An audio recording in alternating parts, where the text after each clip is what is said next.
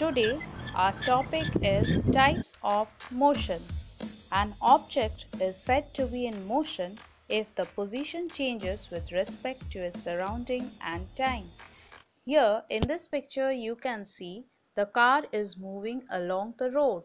Now here the buildings, roads, trees seems to change its position as the car moves. So we can say that the car is in motion. Now you can see a cyclist is moving in a straight line. Motion in a straight line is called rectilinear motion. Same here, march past of a soldiers. You can see that they are also moving in a straight line. So they are also the examples of rectilinear motion. Light from sun, bulb or a star travels in a straight line. So which is a common example of a rectilinear motion. Now when you throw a ball for playing basketball or when a cricketer bats a six, the ball doesn't travel in a straight line. Rather, it travels in a curved line. So that type of motion is known as curvilinear motion. We can easily identify the motion is rectilinear or curvilinear by seeing whether it moves in a straight line or in a curved line. When an object moves along a circular path is called as circular motion. You all know that the earth revolves around the sun in a circular path. In fact, all the planets revolve around the sun in the circular path. Now, again in the hands of the watch also, they follow a circular path. The watch does not move from one place to another itself, but the hands keep on rotating on its dial. The distance at the tip of the hand of the watch from the center of the watch remains the same as it moves round and round on the dial.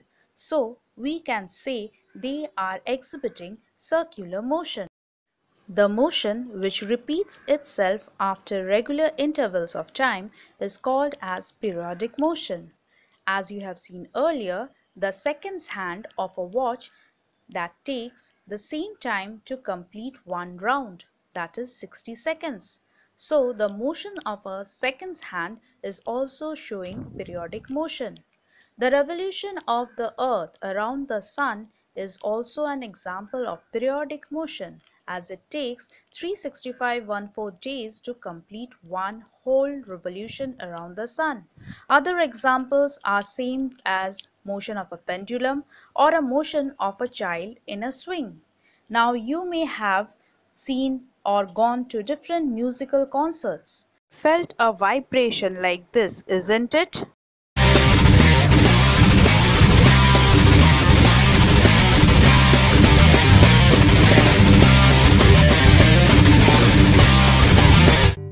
Do you know why did you feel such vibrations?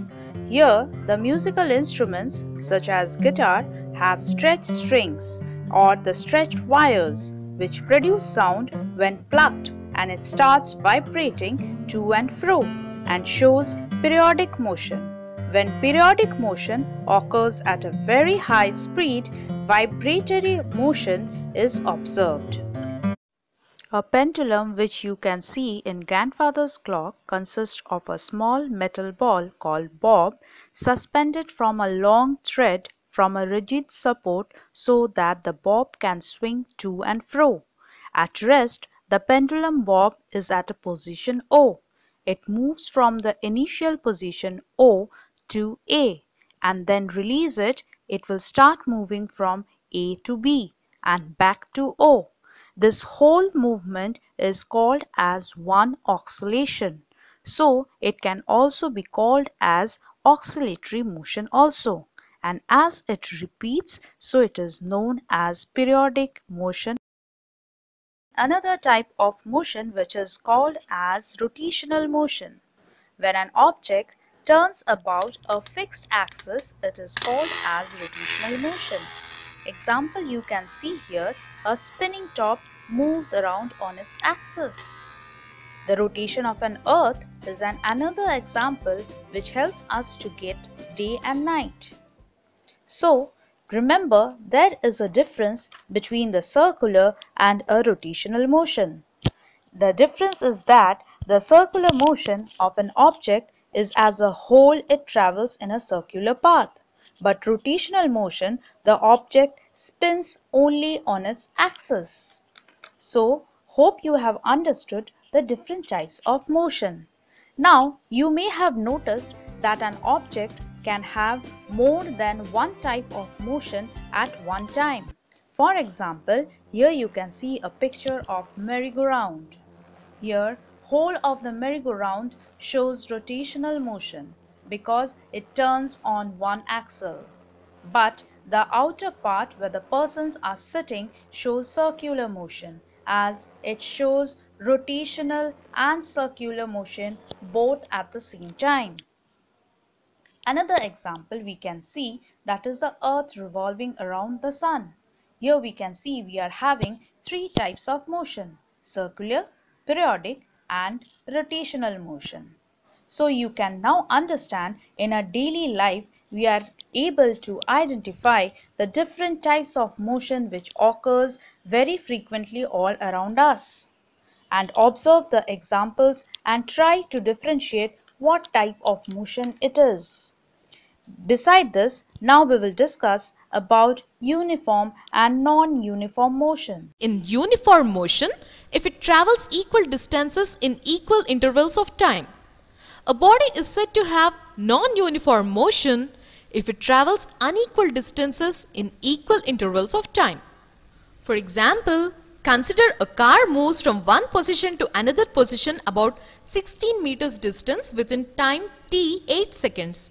Here, the car starts from O and after 2 seconds, it reaches position A covering a distance of 4 meters from the origin as shown.